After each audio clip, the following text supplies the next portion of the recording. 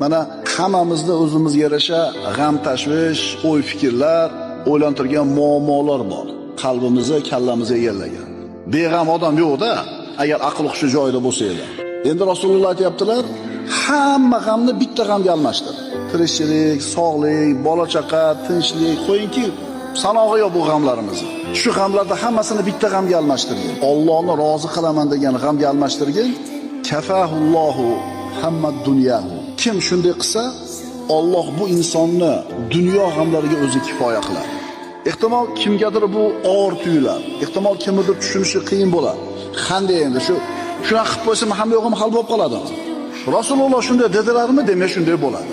Chunki u zot as-sodiqul masduq bo'lgan zot. Endi sen ishonmayapsanmi? Bu seni muammoing. Endi seni muammoing hal bo'lmaydi. Chunki sen Rasulullohning va'dasiga kelanyapsan.